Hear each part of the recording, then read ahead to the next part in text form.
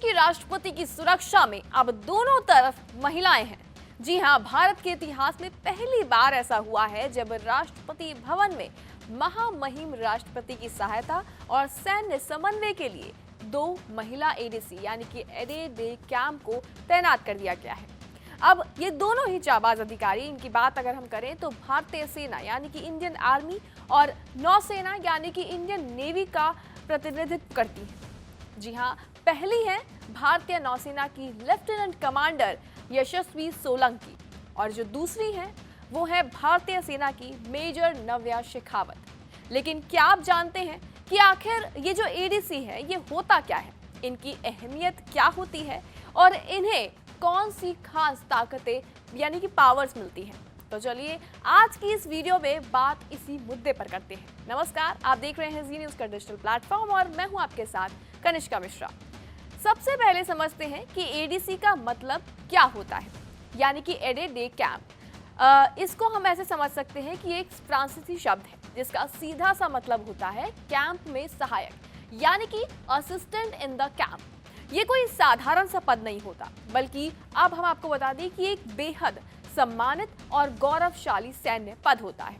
भारतीय सशस्त्र बलों में एडीसी एक ऐसा अधिकारी होता है जो राष्ट्रपति यानी कि राज्यपाल या सेना की शीर्ष कमांडर्स जैसे कि चीफ ऑफ आर्मी स्टाफ के बीच और निजी सहायक, बॉडीगार्ड और सैन्य समन्वयक के रूप में काम करते हैं। यानी कि हम ये भी कह सकते हैं कि ये जो होते हैं वो राष्ट्रपति की आंख और कान होते हैं और उनकी एक एक हरकत पर इनकी पैनी और पार की नजर होती है।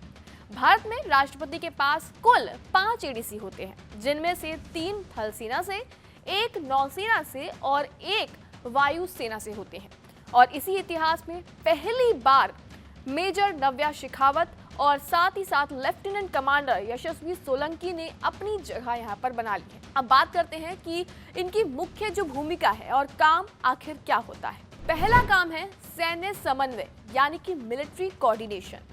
एडीसी राष्ट्रपति जो देश के सशस्त्र बलों के सर्वोच्च कमांडर भी हैं और सेना के तीनों अंगों के बीच एक महत्वपूर्ण कड़ी के रूप में ये लोग काम करते हैं। दूसरा इनका काम होता है प्रोटोकॉल ड्यूटी, यानी कि प्रोटोकॉल्स की ड्यूटी अच्छे से निभाना, चाहे कोई विदेशी राष्ट्राध्यक्ष भारत आ रहा हो या फिर राष्ट्रपति का कोई भी आधिकारिक यानी कि ऑफिशियल जो दौरा है वो हो या फिर राष्ट्रपति भवन में कोई भी राजकीय समारोह हो, हर जगह प्रोटोकॉल को मेंटेन रखना एडीसी की जिम्मेदारी होती है। तीसरा काम होता है हर पल साथ रहना।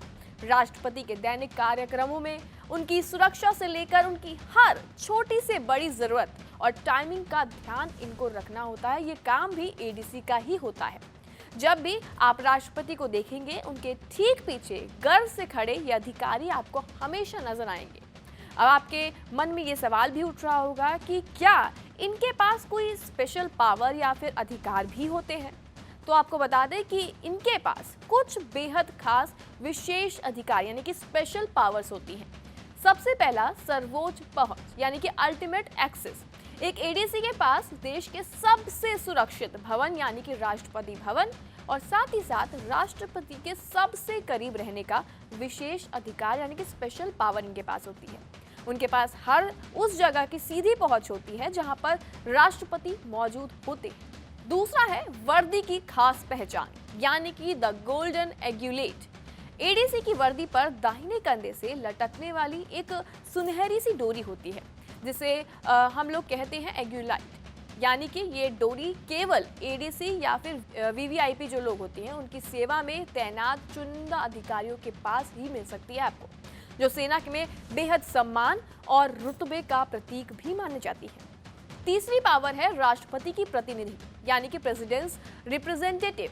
इसके रूप में ये लोग काम करते हैं। कुछ खास मौकों पर अगर राष्ट्रपति किसी भी कारणवश किसी सैन्य समारोह में नहीं जा पाते हैं तो उनके एडीसी को राष्ट्रपति की प्रतिनिधित्व करने के लिए इसके रूप में इनको भेजा जाता है, जो कि एक बहुत बड़ी जिम्मेदारी भी होती है और सम्मान की बात यानी कि रिस्पेक्टफुल ऑनर भी होता है। देश के इतिहास में कैप्टन शिवानी जो सेना प्रमुख की पहली महिला एडीसी बनी है और लेफ्टिनेंट कमांडर यशस्वी सोलंकी और मेजर नव्या शेखावत जैसी बेटियां आज सैन्य इतिहास की नई इबारत लिख रही हैं।